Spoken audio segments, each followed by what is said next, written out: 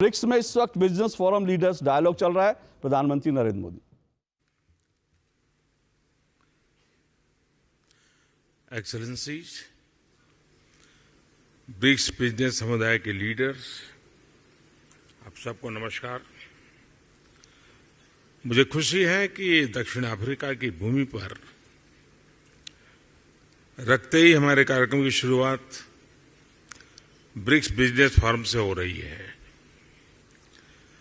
सबसे पहले मैं राष्ट्रपति रामाफोसा को उनके निमंत्रण और इस बैठक के आयोजन के लिए बहुत बहुत धन्यवाद देता हूं। ब्रिक्स बिजनेस काउंसिल को 10वीं वर्षगांठ पर बहुत बहुत बधाई और शुभकामनाएं देता हूं। पिछले 10 वर्षों में ब्रिक्स बिजनेस काउंसिल ने हमारे आर्थिक सहयोग को बढ़ाने में बहुत महत्वपूर्ण भूमिका निभाई है। 2009 में जब ब्रिक्स की पहली समिट आयोजित की गई थी, तब विश्व एक बड़े आर्थिक संकट से बाहर आ रहा था। उस समय ब्रिक्स वैश्विक अर्थव्यवस्था के लिए एक आशा की किरण के रूप में उभरा था। वर्तमान समय में भी कोविड महामारी, तनावों और विवादों के बीच विश्व आर्थिक चुनौतियों से जूझ रहा है। ऐसे समय में ब्रिक्स देशों के एक बार फिर महत्वपूर्ण भूमिका है।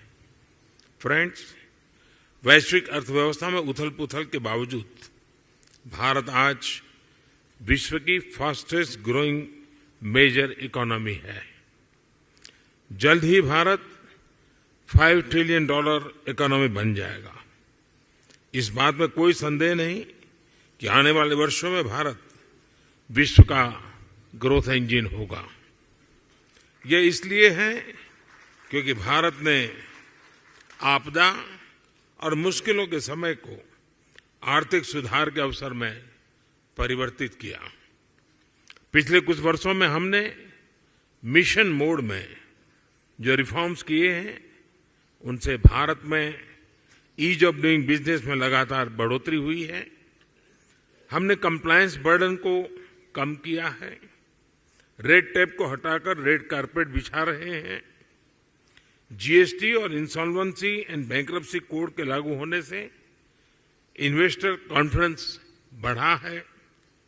रक्षा और अंतरिक्ष जैसे क्षेत्र जिनको प्रतिबंधित माना जाता था, आज प्राइवेट सेक्टर के लिए खोल दिए गए हैं।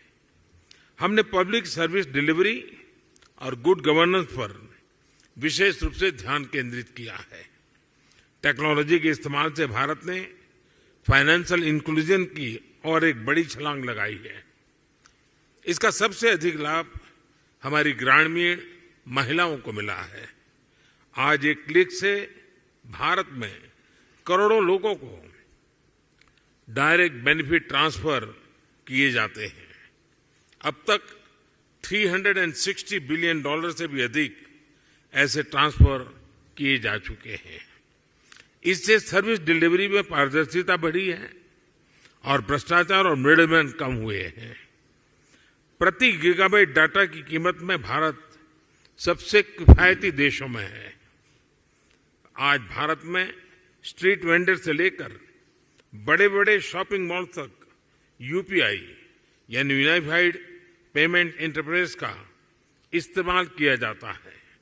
आज विश्व के सबसे अधिक डिजिटल ट्रांजैक्शन वाला देश भारत है। यूएई, फ्रांस, सिंगापुर जैसे देश इस प्लेटफॉर्म के साथ जुड़े हैं।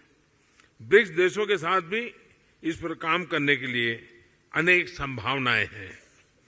भारत के इंफ्रास्ट्रक्चर में बड़े पैमाने पर हो रहे निवेश से देश का परिदृश्य बदल रहा है। इस वर्ष के बजट में हमने इंफ्रास्ट्रक्चर के लिए लगभग $120 बिलियन का प्रावधान रखा है। इस निवेश के माध्यम से हम भविष्य के एक नए भारत की मजबूत नींव रख रहे हैं। रेल, रोड, वाटरवे, एयरवेज, हर क्षेत्र में तेज गति से बदलाव आ रहा है। आज भारत में 10,000 किलोमीटर प्रति वर्ष की रफ्तार से नए हाईवे बन रहे हैं। पिछले 9 वर्ष में एयरपोर्ट की संख्या दोगुनी हुई है। निवेश और उत्पादन को बढ़ाने के लिए हमने प्रोडक्शन लिंक इंसेंटिव स्कीम्स लागू की हैं। लॉजिस्टिक्स कॉस्ट कम होने से भारत का मैन्युफैक्चरिंग सेक्टर कॉम्पिटिटिव हो रहा है। रिन्यूएबल एनर्जी के क्षेत्र में भारत वर्ल्ड लीडर में से एक है। हम भारत को solar energy, wind energy, electric vehicles, green hydrogen, green ammonia जैसे क्षेत्रों में ग्लोबल मैन्युफैक्चरिंग हब बनाने के लिए सक्रिय रूप से कदम उठा रहे हैं। स्वाभाविक है कि इससे भारत में रिन्यूएबल टेक्नोलॉजी का एक बड़ा मार्केट बनेगा। आज भारत में विश्व का तीसरा सबसे बड़ा स्टार्टअप इकोसिस्टम है। भारत में इस समय 100 से भी अधिक यूनिकॉर्न है। आईटी, टेलीकॉम, फिनटेक, एआई और सेमीकंडक्टर्स जैसे क्षेत्रों में हम make in India, make for the world के विजन को आगे बढ़ा रहे हैं। इन सभी प्रयासों का सामान्य जन के जीवन पर प्रत्यक्ष रूप से सकारात्मक प्रभाव पड़ा है। पिछले 9 वर्षों में लोगों की आय में लगभग 3 गुना वृद्धि हुई है। भारत के आर्थिक विकास में महिलाओं की सशक्त भागीदारी रही है। आईटी से लेकर स्पेस तक, बैंकिंग से लेकर हेल्थ केयर तक महिलाएं पुरुषों के साथ कंधे से कंधा मिलाकर देश की प्रगति में योगदान दे रही है।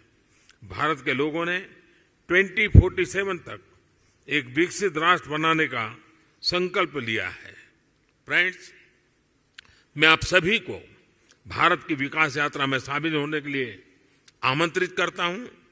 कोविड महामारी ने हमें रेजिलिएंट और इंक्लूसिव सप्लाई चेन्स के महत्व को सिखाया है। इसके लिए आपसी विश्वास और पारदर्शिता बहुत ही महत्वपूर्ण है।